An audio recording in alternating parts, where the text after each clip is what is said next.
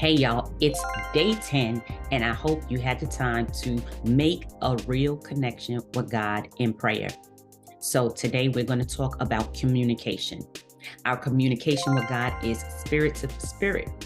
This is the lifestyle and the lifeline of our prayer on how we communicate with God.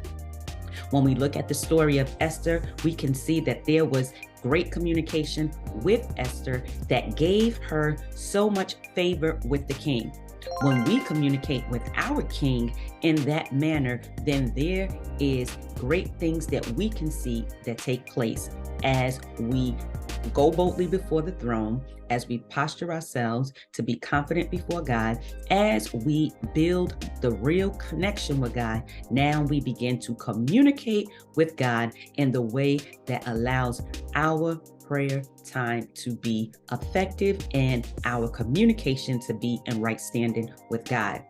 When we look at the story of Esther in chapter 2:15, Esther did not request anything as the other versions would request.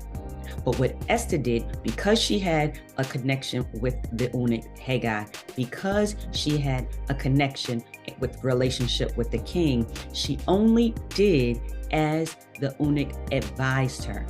And because of that, she found favor in the sight of everyone who saw her.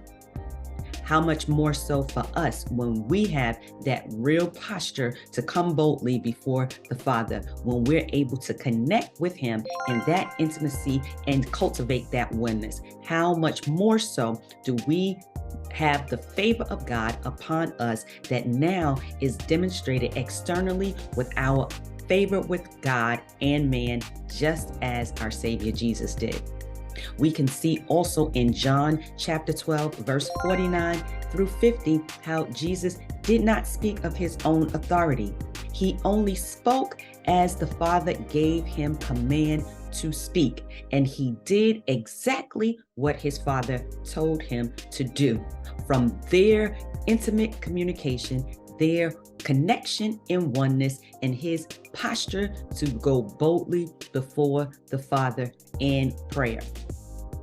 So our prayer challenge for day 10 is going to be to write out our prayer according to Esther chapter 2 and verse 15 and John 12 verses 49 through 50.